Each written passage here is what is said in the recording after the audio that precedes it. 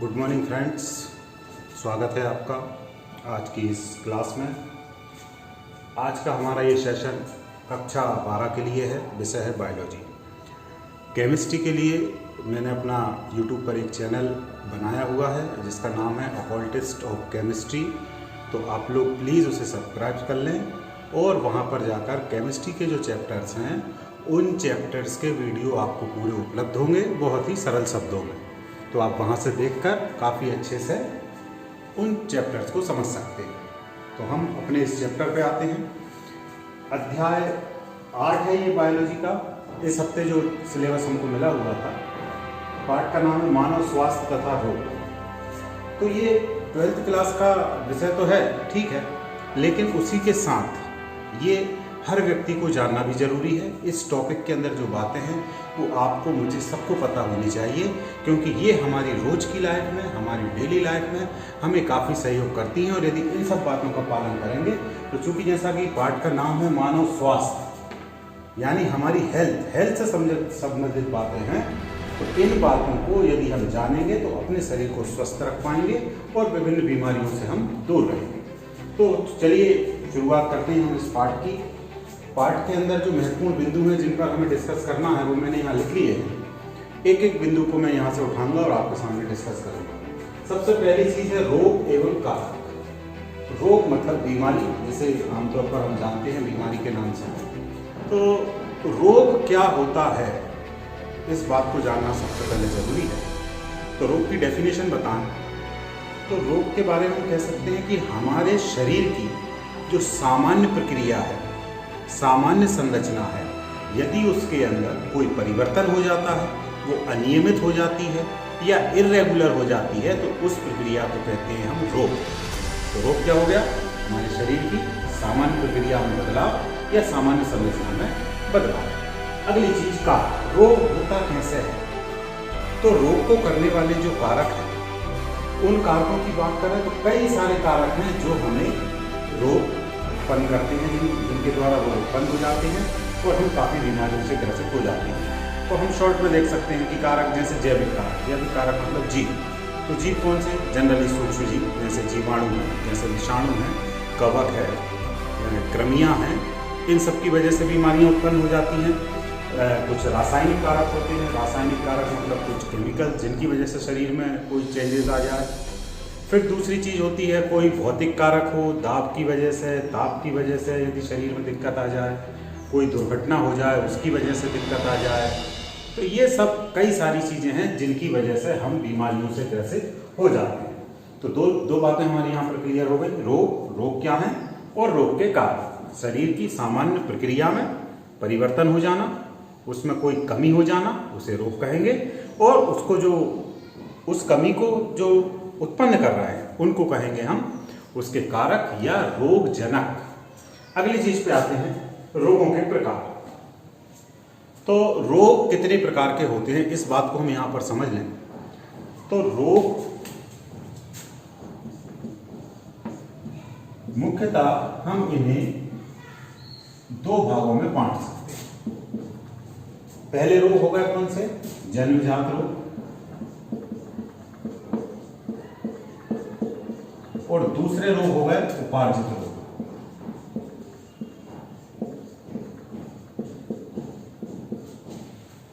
इनके शब्द को ही यदि हम ध्यान से पढ़ेंगे तो हमें इनकी डेफिनेशन इनके शब्द में से मिल जाएगी। जन्मजात रोग, जन्मजात मतलब ऐसे रोग जो जन्म के समय से ही हमारे साथ हैं, वो ऐसे रोगों को कहेंगे हम जन्मजात रोग। और दूसरे होंगे उपार्जित रोग। जन्मजात मतलब जन्म से जो मिले, हम ऐसे भी कह सकते हैं हमें जो गिफ्ट में मिले, वो जन्मजात रोग। और उपार्जित रोग, उपार्जन करना मतलब होता है किसी चीज को कमाना।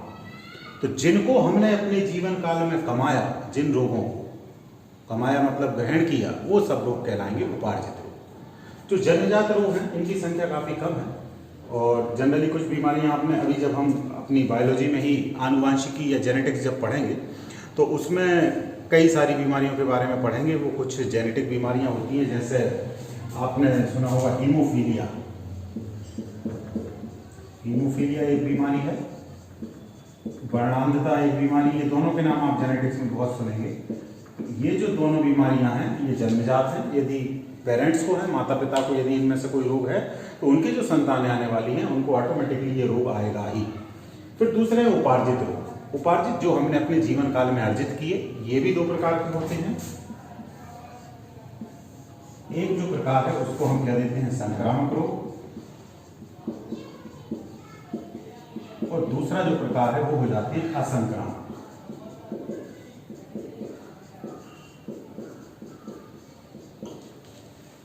संक्रामक शब्द से तात्पर्य है जिनका संक्रमण हो, मतलब जो किसी कारक से, किसी माध्यम से एक व्यक्ति से दूसरे व्यक्ति में पहुंच जाए, ऐसे सभी रोग कहलाएंगे संक्रामक रोग। और जो संक्रमित ना हो, मतलब एक व्यक्ति से दूसरे व्यक्ति में ना लगे, ऐसे सभी रोग कहलाएंगे असंक्रामक रोग। संक्रामक वाले जो रोग होंगे जनरली वो फैलेंगे कैसे? वो डायरेक्ट संक्रमण हो सकता है, आप व्यक्ति के संपर्क में आ रहे हैं, उसके छींकने से, उसके खांसने से, उसके कपड़ों को इस्तेमाल करने से, इनसे फैल सकते हैं, या पानी से फैल सकते हैं, भोजन से फैल सकते हैं, कपड़ों से। तो इस प्रकार से यदि एक व्यक्ति से दूसरे व्यक्ति को रोग लग जाते हैं तो उन रोगों को कहेंगे संक्रामक रोग, और जो इस प्रकार के नहीं होते उनको कहेंगे हम असंक्रामक रोग। जैसे फॉर एग्जाम्पल अभी जैसे वर्तमान जो समय चल रहा है उसमें कोरोना आपने नाम सुना होगा, वो बीमारी, तो वो संक्रामक रोग है, इसलिए इतनी खतरनाक है। संक्रामक और डायरेक्ट संक्रमण इसका होता है, व्यक्ति के संपर्क में आने मात्र से बीमारी का संचरण हो जाता है। और भी कई सारी बीमारियां हैं, जैसे टीबी है, जैसे टाइफाइड है, ये सब स्रोत कोई कारक की वजह से फैलती जाती है। असंक्रामक रोग, मान लीजिए किडनी फेलियर है किसी का, या किसी के हार्ट में कोई प्रॉब्लम है, तो ये यदि ये किसी हार्ट में प्रॉब्लम वाले व्यक्ति से आप संपर्क में आएंगे तो ऐसा नहीं कि आपको भी हार्ट में प्रॉब्लम आ जाएगी। तो आपका हार्ट ठीक रहेगा, मतलब वो उसकी जो बीमारी है वो आप तक आ नहीं रही है, वो फैल नहीं रही है। तो इस प्रकार से दो टाइप के ये रोग हो गए, संक्रामक रोग और असंक्रामक रोग। अगले कारण में हम चलते हैं।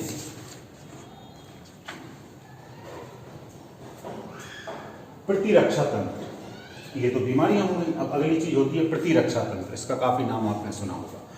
प्रतिरक्षा मतलब होता है शरीर की रक्षा। तो रक्षा कैसे होगी? हमारे शरीर में प्राकृतिक रूप से एक ऐसा सिस्टम उपलब्ध है जो काफी बीमारियों से लड़ता है, और उन बीमारियों से लड़कर उन बीमारियों को शरीर में होने नहीं देता। उस सिस्टम को कहते हैं हम प्रतिरक्षा तंत्र। प्रतिरक्षा भी हमारी दो प्रकार की होती है, एक जन्मजात प्रतिरक्षा होती है, एक उपार्जित प्रतिरक्षा होती है। जन्मजात प्रतिरक्षा क्या होगी? जन्मजात मतलब जो जन्म के समय से ही जो पूरा सिस्टम, जो प्रक्रिया हमारी बॉडी के अंदर है जो रोगों से लड़ती है, उसको कहेंगे जन्मजात प्रतिरक्षा। और दूसरी वाली जो है उपार्जित वाली, वो हम बाहर से अर्जित करेंगे, अपने जीवन में प्रतिरक्षा को डेवलप करेंगे। कैसे डेवलप करेंगे? उसके दो कारण हो सकते हैं। पहला, आपने टीकाकरण नाम सुना होगा, वैक्सीन जिसे कहते हैं। आपने उस रोग की, मान लीजिए चेचक जो बीमारी है, उस बीमारी की स्वाभाविक या जनरल प्रतिरक्षा आपकी बॉडी के अंदर नहीं है। अब आपको क्या करना है? आपने देखा होगा छोटे बच्चों को चेचक के टीके लगाए जाते हैं। जब चेचक का टीका लगा दिया जाता है तो उनके शरीर के अंदर चेचक से लड़ने की प्रतिरक्षा उत्पन्न हो जाती है। तो जब वो प्रतिरक्षा उत्पन्न हो गई, अब यदि कभी चेचक का संक्रमण होगा तो वो चेचक की बीमारी को नहीं होने देंगे। कौन? वो प्रतिरक्षा तंत्र। तो ये हो गई उपार्जित प्रतिरक्षा। तो दो प्रकार की प्रतिरक्षा हो गई। अच्छा, प्रतिरक्षा तंत्र में होता क्या है? हमारे शरीर में कुछ विशेष प्रकार की कोशिकाएं होती हैं जो अक्सर, अभी आप टीवी जब देख रहे होंगे इस कोरोना के काल में, तो आपको बार बार इन शब्दों को सुनने को मिल रहा होगा, बी कोशिकाएं और टी कोशिकाएं। तो ये बी और टी जो कोशिकाएं हैं, ये करती क्या है कि जब भी किसी पदार्थ का आक्रमण या किसी रोगजनक का आक्रमण हमारे शरीर पर होता है तो उसे कहते हैं हम एंटीजन। जब एंटीजन शरीर के अंदर आएगा तो एंटीजन के प्रभाव से बी और टी कोशिकाएं उद्दीपित हो जाती हैं, वो ओवर रिएक्ट करने लगती हैं और उससे लड़ने के लिए अपनी तैयारी करने लगती हैं और निर्माण करती हैं एंटीबॉडी का। वो एंटीबॉडी एक विशेष प्रकार का प्रोटीन है जो क्या करेगा? उस बीमारी का जो कारक है उसको खत्म कर देगा। अब ये टी और बी जो कोशिकाएं हैं, ये दो प्रकार की कोशिकाएं बनाती हैं। एक इफेक्टिव सेल्स बनाती हैं, दूसरी मेमोरी सेल्स बनाती हैं। इफेक्टिव सेल्स मतलब जब बीमारी ने आक्रमण किया उस समय तत्काल उस बीमारी से जो लड़ेंगी वो इफेक्टिव सेल होंगी, और जब वो बीमारी खत्म हो गई है उसके बाद भी कुछ मेमोरी सेल बन जाती हैं जो हमारे शरीर में काफ़ी लंबे समय तक रहती हैं। मेमोरी मतलब याददाश्त। वो कोशिकाएं क्या करेंगी? शरीर के अंदर उपस्थित रहकर अब यदि भविष्य में कभी वो बीमारी वापस आ रही है तो वो मेमोरी सेल फिर से उससे लड़ने के लिए जो इफेक्टिव सेल्स हैं उनका निर्माण करने लगेंगी। ये चीज़ आपको ध्यान रखना है। प्रतिरक्षा में क्या हो रहा है? हम बीमारियों से लड़ रहे हैं। कैसे लड़ रहे हैं? एंटीबॉडी को बनाकर लड़ रहे हैं। तो ये हमारी तीन चीज़ें हो गई। अगली चीज है, इससे पहले इस टॉपिक को देख लें, प्रमुख रोगों का अध्ययन, जैसे कैंसर, एड्स, मलेरिया आदि कई सारे रोग आपके सिलेबस में हैं। तो आपको करना क्या है, इन रोगों के अध्ययन के लिए आपको इन रोगों का सामान्य किसकी वजह से होते हैं, जैसे जो सूक्ष्म जीवाणु से जो रोग हो रहा है उनको कुछ भागों में वर्गीकृत कर दिया है। कैसे कर दिया, जैसे जीवाणु जनित रोग, विषाणु जनित रोग, जैसे कृमि जनित रोग। अब जीवाणु जनित रोग कौन कौन से हैं, तो उसमें आप जब जाएंगे प्रोटोजोआ जनित रोग, तो जैसे मलेरिया नाम आप अक्सर सुनते हैं, ये प्रोटोजोआ से होने वाला रोग है। तो आपको इन सभी बीमारियों के लक्षण, इनमें होता क्या है, वो किसकी वजह से ये बीमारियां होती हैं और इनसे हम बचें कैसे। तो बचने का एक कॉमन उपाय तो मैं आपको सभी बीमारियों में बता देता हूँ। हर बीमारी में जो काम आएगा, अपने आसपास अपने शरीर की साफ सफाई रखना, स्वच्छता रखना। सबसे बड़ा कारण यही है। यदि आप आसपास सफाई रखेंगे तो मोस्टली ये संक्रामक रोगों से तो आप बच ही जाएंगे, इनके होने की संभावना तो है ही नहीं। तो पहला कारण तो ये हो गया रोगों से बचने का। और फिर स्पेशली जैसे मलेरिया की हम बात कर रहे हैं, तो भैया मच्छर से फैलता है, तो मच्छर से दूर रहना है, कैसे भगाएंगे, तो वो सब उपाय आपको यहाँ बुक से पढ़ लेने होंगे। बुक के अंदर टॉपिक डले हुए हैं, तो ज़्यादा डिटेल नहीं, बस थोड़े थोड़े आपको उन सब चीज़ों को पढ़ लेना है। तो उम्मीद करते हैं कि आप इन सब चीज़ों को पढ़ लेंगे और वहाँ से काफ़ी कुछ चीज़ें आप समझ जाएंगे। अगली चीज़ जो आती है, दो स्पेशल बीमारी दी हैं, कैंसर और एड्स। ये संक्रामक रोग नहीं है, ये असंक्रामक रोग है।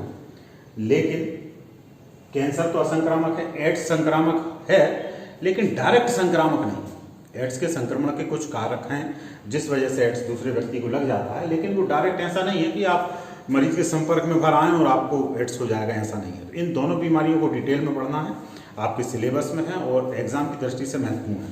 तो कैंसर पर थोड़ी सी चर्चा कर लेते हैं, कैंसर क्या होता है, फिर उसके बाद हम एड्स को कर लेंगे। तो कैंसर का जो हिंदी में उसे कहते हैं हम केंकड़ा।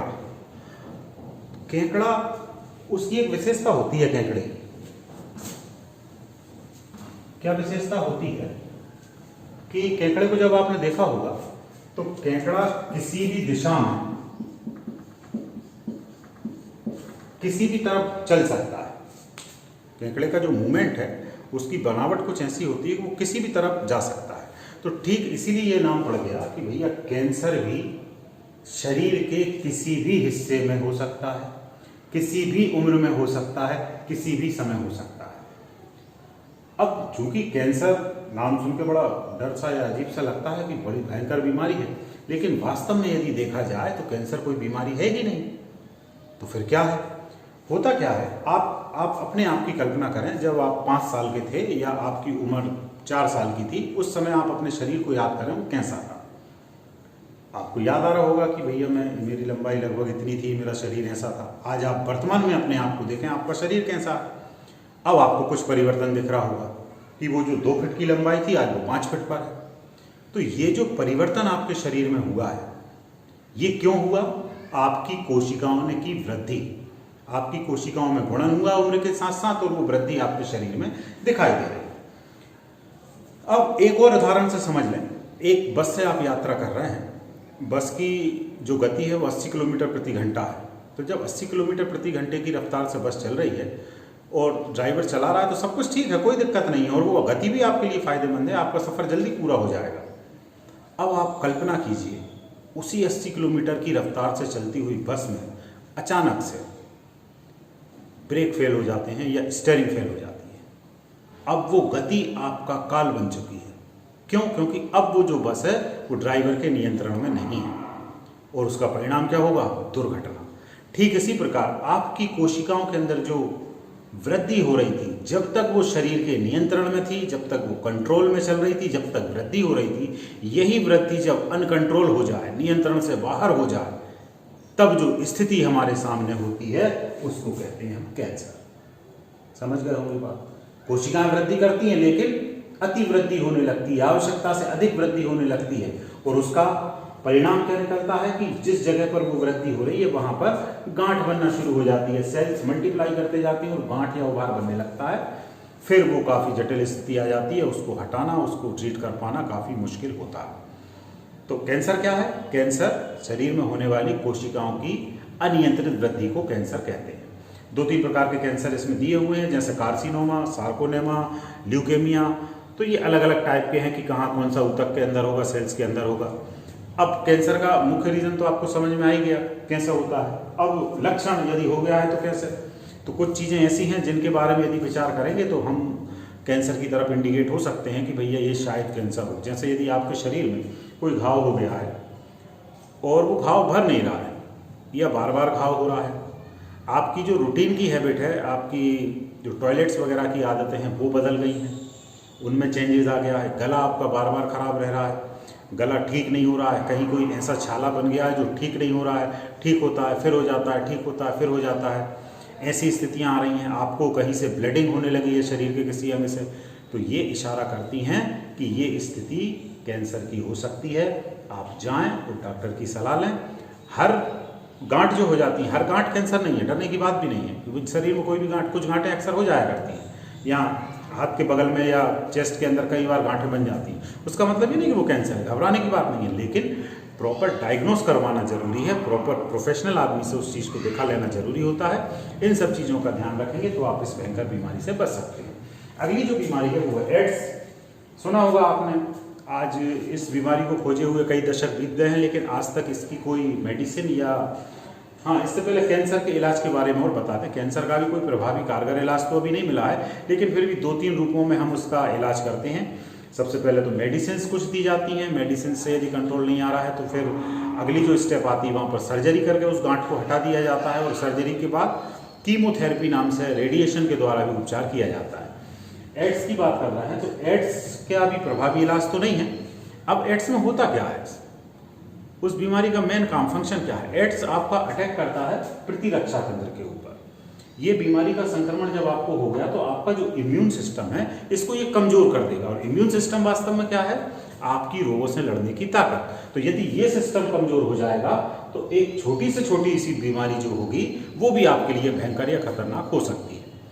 तो एड्स धीरे धीरे कई सालों में प्रतिरक्षा तंत्र को कमजोर कर देता है और अंततः व्यक्ति की मृत्यु हो जाती है। इसका संचरण 3-4 प्रमुख कारक हैं जिन वजह से ये फैलता है। जैसे यदि किसी लेडी को है तो उसका जो बच्चा आएगा उसको भी होगा। यदि किसी व्यक्ति को, आपका ब्लड यदि संपर्क में आ गया उस व्यक्ति के, मान लीजिए कि एक इंजेक्शन लगाया ऐसे व्यक्ति को जिसे एड्स है और उसी सुई से हमने स्वस्थ व्यक्ति को इंजेक्शन लगा दिया तो एड्स होने की संभावना बढ़ जाएगी। और मान लीजिए कि आप शेविंग वगैरह कराते हैं तो जो रेज़र है यदि वो सिंगल यूज़ नहीं है, बार बार यूज़ हो रहा है, और यदि किसी एड्स वाले व्यक्ति को उस रेजर से शेव की गई है और यदि उसको कहीं कट लगा है और वो दोबारा आपको शेव की जाए और आपको कट लगेगा तो आपको हो सकती है। और जो असुरक्षित यौन संबंध हैं उनके द्वारा भी ये फैलता है। तो इन सब चीज़ों से यदि हम सावधानी रखेंगे तो इस बीमारी से हम बचेंगे। तो ये तो हो गई रोगों की बात। और मैं उम्मीद करता हूँ कि यदि आप बुक को एक बार जब पलटेंगे, आपका जो सिलेबस है, तो काफ़ी कुछ चीज़ें आपको और अच्छे से समझ में आ जाएंगी। इसके बाद भी यदि कहीं दिक्कत होती है, कहीं कन्फ्यूज़न होता है तो आप मुझे कमेंट कर देंगे, इसी वीडियो पे कमेंट कर देंगे, या मुझे व्हाट्सअप नंबर पे मेरे पे आप कमेंट कर दें। तो मुझसे जितना बनेगा मैं प्रयास करूँगा कि आपकी उन समस्याओं को दूर करूँ। अब अगली जो इस पार्ट का जो आखिरी टॉपिक है वो है किशोर अवस्था एवं व्यसन। ये आप लोग 12th क्लास में हैं या 11th क्लास में हैं, इस समय आपकी जो उम्र है वो लगभग 16-17 साल होती है। और जनरली 13 साल से लेकर 17 साल की जो उम्र है उसको हम किशोर अवस्था कहते हैं। किशोर अवस्था के बारे में कहा जाता है कि भाई किशोर अवस्था समस्या की अवस्था है। क्यों है समस्या की अवस्था? होता क्या है कि किशोर अवस्था यानी ये एक संक्रमण की अवस्था है, संक्रांति की अवस्था है। यहाँ पर 2 अवस्थाओं का मिलन हो रहा है। अब आप बच्चे नहीं हैं, और दूसरी बात करें तो आप युवा भी नहीं हुए अभी, यानी आप उन दोनों के बीच की स्थिति में हैं। चूंकि आप इस बीच वाली स्थिति में हैं इसलिए आपको इस उम्र में आपके शरीर के अंदर कई प्रकार के परिवर्तन आ रहे हैं। चाहे लड़कियां हो चाहे लड़के हो, दोनों की बॉडी के अंदर कई सारे चेंजेस आ रहे हैं। चेंजेस किस स्तर से हो सकते हैं? आपके शरीर में हार्मोन्स का परिवर्तन हो रहा है, शारीरिक संरचना आपकी बदल रही है, आपको मानसिक स्तर बदल रहा है। मतलब आप बच्चे से ऊपर की तरफ जा रहे हैं लेकिन आप युवा नहीं हो पाए हैं। तो ये यहाँ पर हमें कई सारी समस्याओं का सामना करना पड़ता है, और उन्हीं समस्याओं में से सबसे बड़ी समस्या है व्यसन, मतलब नशा। यदि हम कल्पना करें या सोचें तो नशे की लत जिन जिन व्यक्तियों को लगी है वो इसी उम्र ग्रुप में लगी हुई है, किशोर अवस्था में ही नशे की लत लगती है। तो इस चीज़ को यदि हम आज यहाँ समझते हैं तो हम उम्मीद करते हैं कि शायद हम इस लत से बच जाएंगे।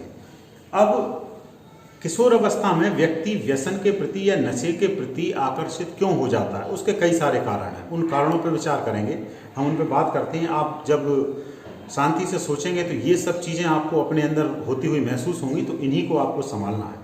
सबसे पहला कारण है उत्सुकता। उत्सुकता में क्या होता है कि जब हमें किसी चीज़ के बारे में ज्ञान नहीं है और हम किसी चीज़ को नहीं समझ रहे तो हमारे अंदर एक स्वाभाविक जिज्ञासा होती है, यार ये चीज़ है क्या, अरे इससे होता क्या है, यार करके तो देखें। अब टीवी पे एडवर्टाइज आ रहा है किसी नशीली चीज़ का, पेपर के अंदर एडवर्टाइज है, जब हम बार बार देख रहे हैं तो हमारे मन में एक स्वाभाविक जिज्ञासा उत्पन्न होगी, यार ये चीज़ है क्या, इसको करके देखना चाहिए। तो इस उत्सुकता बस कई लोग उन चीज़ों का इस्तेमाल करने लगते हैं और वो चीज़ धीरे धीरे चल के आगे उनकी आदत में शामिल हो जाती है और एक नशे की लत उनको लग जाती है। दूसरा है उत्तेजना एवं आनंद की प्राप्ति। कई बार युवा क्या करते हैं, उत्तेजित होते हैं, एक्साइटेड हो जाते हैं, हर चीज़ में अपने आप को सुपर दिखाना चाहते हैं और उनको आनंद चाहिए होता है, इसलिए वो नशे की तरफ मुड़ जाते हैं। तो जब आप ऐसी सारी प्रक्रियाओं में हो रहे हैं शामिल, तो स्वाभाविक सी बात है कि आप नशे की तरफ डाइवर्ट होंगे। अगली है अधिक कार्य क्षमता की इच्छा। इस समय आप ये चाहते हैं कि मैं ज़्यादा से ज़्यादा काम कर लूँ। यदि कोई काम दिया गया है तो आप सोचेंगे मैं सबसे ज़्यादा कर दूँ ताकि मुझे सराहना मिले, मुझे तारीफ मिले, और इन सब कामों को करने के लिए फिर हम डाइवर्ट हो जाते हैं नशे की तरफ। स्वाभाविक रूप से शरीर की एक पर्टिकुलर शक्ति है, शरीर उतना ही काम कर पाएगा। अब उस शक्ति को हमको बढ़ाना है तो हम क्या करते हैं, नशे का सहारा लेते हैं, नशे के द्वारा उसको बढ़ाने लगते हैं। कल्पना लोक की सैर। कई बार हमारे सपने होते हैं, हम सपनों में खोए रहते हैं, बड़े अजीब अजीब से सपने देखते हैं। अब सपने देखना अच्छी बात है, देखना चाहिए, देखिए, लेकिन उनको फिर पूरा करने के लिए उसके पीछे काफ़ी लंबी कहानी है, उतना आपको लगना पड़ेगा। लेकिन यहाँ पर एक दूसरी बात होती है, हम सपने तो देखते हैं लेकिन पूरा करने के लिए हमको क्या करना है, उस चीज़ से हम कोसों दूर हो जाते हैं। तो अब आपको सपने देखिए आप, लेकिन सपने ऐसे हों जिनको आप पूरा कर सकें। तो आप लोग क्या करें, कल्पना लोक की जो सैर कर रहे हैं तो कल्पना लोक में ना जाएं, क्योंकि यदि आप उस तरफ ज़्यादा डाइवर्ट होंगे तब आपका क्या होगा, आप नशे की तरफ मुड़ जाएंगे। अगला है सामाजिक दबाव। कई बार ऐसा भी होता है कि समाज के द्वारा, आपके परिवार के द्वारा आपको आपकी ताकत से ज़्यादा करने के लिए दबाव बनाया जाता है, आप कर नहीं पाते उतना। जैसे मान लीजिए आप औसत बुद्धि के स्टूडेंट हैं, आप लगभग 60-65% लाते हैं, लेकिन आपके पिताजी, आपके माताजी, आपके रिश्तेदार बार बार दबाव बनाए कि नहीं 95% लाना है, आपसे नहीं हो सकता। जब ये बार बार दबाव बनेगा, आपका एग्जाम में उतने अंक नहीं आए, तो अब क्या होगा, आप अंदर से डिप्रेस्ड फील करेंगे, अपने आप को छोटा महसूस करेंगे और फिर इस चिंता से दूर होने के लिए आप नशे की तरफ डाइवर्ट हो जाएंगे। तो ये भी हो सकता है। निराशा एवं चिंता से छुटकारा। यदि आप डिप्रेस हो गए हैं, कोई चिंता वगैरह आपको है, बार बार परेशान कर रही है, तो उससे दूर होने के लिए आप नशे का सहारा ले लेंगे। पारिवारिक इतिहास। यदि फैमिली के अंदर कोई फैमिली मेंबर ऑलरेडी नशा कर रहा है तो जनरल सी बात है, यदि वो कर रहा है, आप बार बार उसे देख रहे हैं, बचपन से ही देख रहे हैं, तो आपके अंदर ऑटोमेटिक जिज्ञासा उत्पन्न हो जाएगी, आप धीरे से आप भी उन चीज़ों को करने लगेंगे। तो इन सब चीज़ों से हमें बचना है। कई बार शरीर में कुछ पेन हो गया, दर्द हो गया, तो उसके लिए भी हम नशे का सहारा लेते हैं। तो आपको ये सब चीज़ें हैं, इनसे बच के रहना होगा, तभी आप इस व्यसन से बच पाएंगे। अब व्यसन होता क्या है जनरली आपकी उम्र में, आप जो नशा करेंगे वो किस चीज़ का करेंगे। सबसे पहला कॉमन जो नशा है वो है एल्कोहल। एल्कोहल जिसे आप शराब के नाम से हम समाज में जानते हैं। दूसरा है औषधियां। औषधियां मतलब दवाइयां। तीसरा है तंबाकू। ये 3 कॉमन नशे हैं जो आपकी उम्र में अधिकतर बच्चे इनमें एडिक्ट हो जाते हैं, इनकी लत होने लग जाती है। एल्कोहल मतलब शराब, दवाइयाँ और तंबाकू। तो इन सब की तरफ जाने के कारण तो अभी हमारे डिस्कस हो गए, उन्हीं में से कोई एक कारण होगा जिसकी वजह से आप इस तरफ चले जाएंगे। आपके कोई दोस्त हैं, वो यदि अल्कोहल शराब पी रहे हैं, तो अब आप सामने बैठे हुए हैं, आप देख रहे हैं, तो आपके अंदर जिज्ञासा हो, यार होती क्या है, एक बार में क्या हो रहा है, यूज करके देखते हैं। आपने देखी यूज करके, ठीक है ना, फिर आपने अपना अनुभव शेयर किया, आपको कुछ अच्छा लगा, आपने दोबारा यूज करी, 3 बार यूज करी, उसके बाद आप यूज करना सीख गए, मतलब आप नशे में आदी हो गए। अब कई बार लोग ये सोचते हैं, अरे एक बार पीने में कुछ नहीं होगा। अरे क्यों कुछ नहीं होगा, ये आपका भ्रम है। एक बार पीने में ही आपके शरीर के अंदर कई सारे परिवर्तन होने लगेंगे और धीरे धीरे जब ये लत में बदल जाएगी तो आपके पूरे शरीर को डिस्टर्ब, तुरंत तो आपको आनंद प्रदान करेगी, तुरंत तो पीने के बाद आराम आपको मिलेगा, आनंद मिलेगा, लेकिन धीरे धीरे चल के आपके शरीर को अंदर से पूरी तरह से नष्ट कर दिया जाएगा और आप किसी भयंकर बीमारी की गिरफ्त में आकर समय से पहले ही इस दुनिया को छोड़कर आपको जाना होगा। अगली है औषधियाँ। औषधियाँ मतलब दवाइयाँ। जनरली दवाइयाँ बनाई गई हैं बीमारियों के इलाज के लिए। इनमें से कुछ दवाइयाँ, जैसे अभी हम केमिस्ट्री में जब पढ़ा था हमने, तो उसका जो चैप्टर था अध्याय 17, तो उसमें हमने प्रशांतक दवाइयाँ पढ़ी थी जो मानसिक बीमारियों के उपचार में काम आती हैं। तो उनमें से कुछ दवाइयाँ या दर्द निवारक हमने पढ़ी थी, जिसमें जो स्वापक अस्वापक 2 प्रकार की थी। तो कुछ दवाइयाँ ऐसी होती हैं जिनके प्रयोग से नींद आती है या नशे का एहसास होता है, तो उन दवाइयों को बीमारियों में इस्तेमाल न करके हम जनरली नशे के लिए इस्तेमाल करने लगे तो औषधियों का व्यसन हो जाएगा। वो वर्तमान में ये सबसे ज़्यादा बच्चों के द्वारा किया जा रहा है, औषधियों की तरफ ज़्यादा डाइवर्ट। उसके कई सारे कारण हैं। पहला तो सस्ता हो जाता है नशा, कम पैसों में मिल जाती है। दूसरा, खाने के बाद कोई स्मेल वगैरह मुँह से, जैसे अल्कोहल पियेंगे तो मुँह से स्मेल आएगी, पकड़े जाने का खतरा है, लेकिन इसमें नहीं होता। तो ये सब चीज़ें होती हैं, लेकिन ये बहुत ही खतरनाक कार्य है। यदि इस प्रकार का नशा आप कर रहे हैं तो इससे आपका वर्तमान तो खराब होगा ही होगा, साथ में आपका भविष्य भी खराब होगा। भविष्य क्यों खराब होगा? क्योंकि इसकी वजह से आपकी जो जीन संरचना है, जेनेटिक स्ट्रक्चर है, जिसकी वजह से आपकी जो आने वाली संतानें हैं उनके अंदर भी कई सारी परेशानियां देखने को मिलेंगी। अगला है तंबाकू। इसे 2 रूपों में इस्तेमाल किया जा रहा है, डायरेक्ट खाकर और सिगरेट या अन्य माध्यम से धुएं को उसके अंदर लिया जाता है, फेफड़े। तो दोनों स्थितियां खतरनाक हैं। ये भी कई बीमारियों का घर है। इसके लंबे समय तक सेवन से आपको कई सारी दिक्कत, स्पेशली आपने सुना होगा तंबाकू प्रोडक्ट जितने भी होते हैं उन पे लिखा आता है इसके सेवन से आपको कैंसर हो सकता है। तो उम्मीद करते हैं, आशा करते हैं कि आज इस अध्याय के अंतर्गत जितनी बातों पे हमने चर्चा की आपको सब चीज़ें अच्छे से समझ में आ गई होंगी और आप एक बार पुनः जब बुक से इस चीज़ को रिपीट कर लेंगे तो मेरा विश्वास है कि आप 100% इन सभी चीज़ों को समझ जाएंगे। अब आज जो केमिस्ट्री का हमारा जो पार्ट चल रहा है उसके लिए मैं वीडियो बनाऊंगा और बनाकर उसको YouTube channel occultist of chemistry पे अपलोड कर दूंगा। आप लोग वहां से उसको देखेंगे। ये वीडियो आपको अन्य जगह भी उपलब्ध हो जाएगा। तो उम्मीद करते हैं कि इस कोरोना के समय में जब हम क्लास नहीं लगा पा रहे हैं तो हम इसे ही अपनी क्लास माने। हम भले भौतिक रूप से एक दूसरे के साथ नहीं हैं, लेकिन मैं ये मान रहा हूँ कि मेरे सामने आप लोग बैठे हुए हैं, आप लोग भी ये माने कि मैं आपके सामने हूँ। जब हम ये मान के चलेंगे तो आपको एक रियल क्लास का एहसास होगा और हम अपने सिलेबस को थोड़ा थोड़ा करके अवश्य पूरा कर पाएंगे। क्योंकि आगे जब भी स्कूल लगेंगे, जब भी स्कूल खुलेंगे तो हमारे ऊपर काफ़ी दबाव होगा, हमारे ऊपर भी होगा, आपके ऊपर भी होगा। समय कम होगा, सिलेबस ज़्यादा होगा, उसको पूरा करने के लिए हमें एक्स्ट्रा मेहनत करनी होगी। तो हम यहाँ इस अवधि में जो हमें मिली हुई है, जितना सिलेबस को कवर कर पा रहे हैं उतना कर लेते हैं। उसके बाद जब हम एक दूसरे के साथ होंगे तो और अच्छे से इन सब चीज़ों को क्लियर करने का प्रयास करेंगे। बहुत बहुत धन्यवाद।